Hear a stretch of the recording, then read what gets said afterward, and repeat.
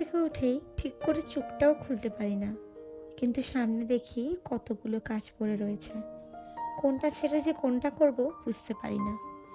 আগে যেই মেয়েটা ভোর কী জিনিস জানতো না, বাট এখন সেই মেয়েটা ভোর 6টার সময় ঘুম থেকে ওঠে। এটাই হলো মেয়েদের লাইফ। যাই হোক, সকালবেলা উঠেই দেখো ঘর দর গুছিয়ে নিয়েছি, তারপরে একটু স্প্রে দিয়ে নিলাম, যেহেতু খুব মশা ওই জন্য একটু মশার স্প্রে দিয়ে দিলাম, কারণ যেহেতু বাবুটা সবসময় ঘরে থাকে তো ওকে মশা কামড়ালে, আর ছোট ছোট মশা না, ভালোই বড় বড় মশা। তো যাই হোক, এবার ব্রেকফাস্টটা করে নেব। তার জন্য আজকে ব্রেকফাস্ট করবো পিনাট বাটার আর স্যান্ডউইচ দিয়ে, একটা ব্রেড আর পিনাট বাটার দিয়ে স্যান্ডউইচ বানিয়ে নেব। তো চলো বন্ধুরা, তোমরা ভিডিওটা কন্টিনিউ দেখতে থাকো।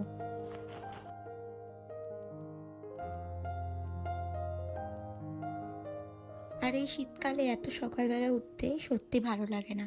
যত মনে করি যে রাত্রেই কাজগুলো এগিয়ে রাখবো, বাট করলেও কি সেই সকালবেলা কাজ কিন্তু সেই চলেই আসে। আর আমার মতো কে কে সকালবেলা ওঠো কমেন্টস করে জানিও। তো তোমাদের দাদাভাই ওদিকে বেরিয়ে যাবে, তো চট জলদি ব্রেকফাস্টটা বানিয়ে দিই। বন্ধুরা, গুড মর্নিং। কেমন আছো তোমরা সবাই? আশা করছি তোমরা সবাই ভালো আছো, আমিও কিন্তু খুব ভালো আছি। তো চলো, আমার আরো একটি নতুন দিনে নতুন ব্লগে তোমাদের জানাই সবাইকে ওয়েলকাম, আর অনেক অনেক ভালোবাসা দিয়ে আজকের ব্লগটি স্টার্ট করছি। আশা করছি তোমাদের আজকের ব্লগটি ভালো লাগবে।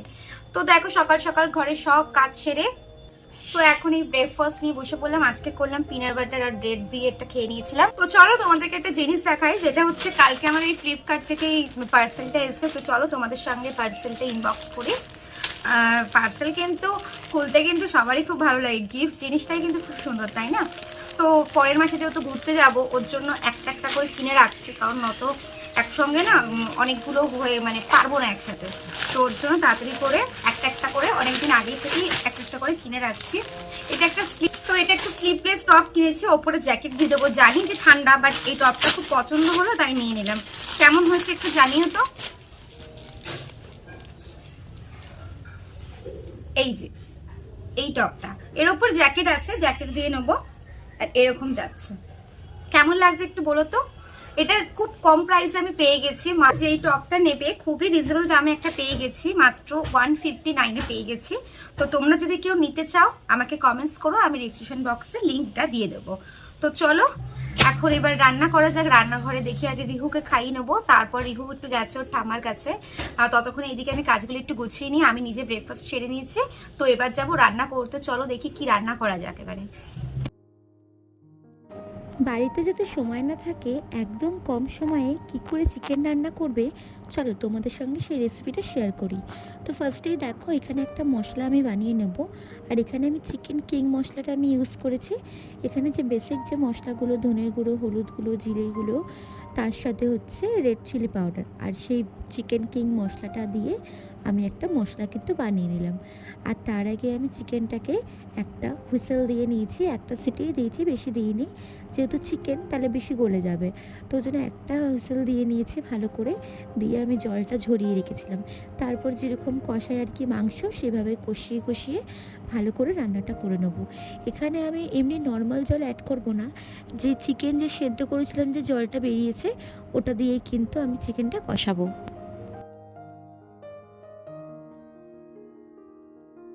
তো এইভাবে তোমরা একবার ট্রাই করতে পারো, বিশ্বাস করো অসম্ভব কিন্তু সুন্দর লাগে, আর বিশেষ করে সময় কিন্তু ভীষণ কম লাগে। তো গুড ইভিনিং বন্ধুরা, আবার তোমাদের সঙ্গে চলে এলাম বিকেলবেলার আড্ডা দিতে। আর দেখো, আমার গোপু সোনাকে আমি সাজিয়েছি, বিকেলবেলা ছাদে নিয়ে এসেছি, কি মিষ্টি লাগছে তাই না? তো আজকে তোমাদের সঙ্গে আরেকটি রেসিপি শেয়ার করব, সেটা হচ্ছে আমাদের শীতকালে কিন্তু এই পিঠে পুলি খেতে কিন্তু খুব ভালো লাগে। তো ওর জন্য আজকে বানিয়ে নেব নতুন গুড়ের পাটিসাপটা। তো এদিকে দেখো, আমি 1 বাটি ময়দা ইউজ করেছি, তার সাথে 2 চামচ আমি 2 স্পুন আমি চালের গুঁড়ি, আর তার সাথে যতটা ময়দা দিয়েছি তার হাফ মানে বাটি সুজি ইউজ করেছি। আর একদম ফ্রিজ থেকে নামিয়ে রাখা লো টেম্পারেচারে দুধটা ইউজ করেছি। দিয়ে তোমরা জলও ইউজ করতে পারো। তো আমি এদিকে দিয়ে ভালো করে একটা ব্যাটার বানিয়ে নেব। আর ব্যাটারটা বেশি ঘনও হবে না, পাতলাও হবে না। তো চলো তোমরা ভিডিওটা কন্টিনিউ দেখতে থাকো, আশা করছি তোমাদের ভালো লাগবে। তো এখানে কিন্তু তোমাদের মিষ্টিটা একটু বুঝে দিতে হবে, বেশি মিষ্টি দিলে কিন্তু প্যানে আটকে যেতে পারে। তো এদিকে দেখো আমার ব্যাটার রেডি হয়ে গেছে। আর ওদিকে দেখো আমি কড়াই বসিয়ে দিয়েছি, যেহেতু ননস্টিকেরটা না আমার ভীষণ বড়, তো ওর জন্য আমি ভাবলাম কড়াইতেই করব। তো এদিকে দেখো আমি কড়াই গরম হতে দিয়ে দিয়েছি, তার সাথে বানিয়ে নিচ্ছি এরকম হবে কিন্তু ব্যাটারটা, বেশি ঘনও হবে না, বেশি কিন্তু পাতলাও হবে না। আমি এখানে দুধ দিয়ে ব্যাটারটা বানিয়েছি, তোমরা চাইলে কিন্তু জল দিয়েও বানাতে পারো, বাট দুধ দিয়ে কিন্তু বেশি ভালো হয়।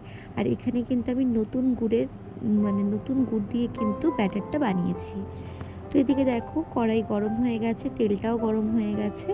আমি এরকম ছোট্ট ছোট্ট করে এক হাতা করে দিয়ে ভালো করে একটু আলতো করে গোল করে নেব, গোলা রুটির মতো।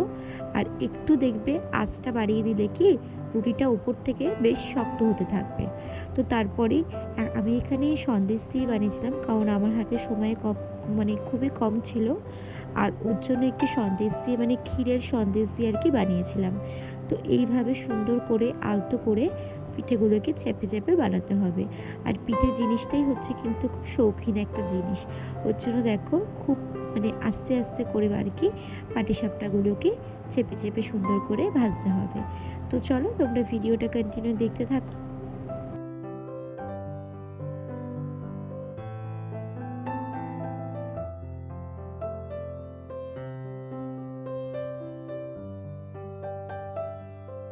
তো আবারও আমি সেম প্রসেসে দেখো ওরকম ছোটো ছোটো করে গোলা রুটির মতো দিয়ে সুন্দর করে আস্তে আস্তে করে ফোল্ড করে রেডি করে নিয়েছি।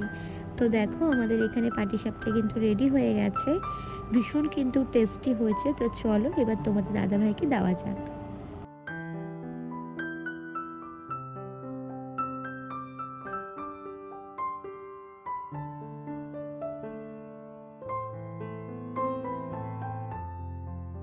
অভি, খেয়ে বলো তো কেমন হয়েছে, কি বলো তো এটা? পাটিসাপটা? হ্যাঁ খেয়ে বলো তো কেমন হয়েছে। বড় করলে তুমি? হ্যাঁ খেয়ে বলো একটু কেমন হয়েছে, নতুন গুড়ের করেছে আর ক্ষীর দিয়েই করেছি, ভালো হয়েছে? চলো তুমি খাও। তুমি তো খাও। এনজয়। ব্যাপারটা কেমন হয়েছে আশা করছি তোমরা বুঝতে পেরেছো।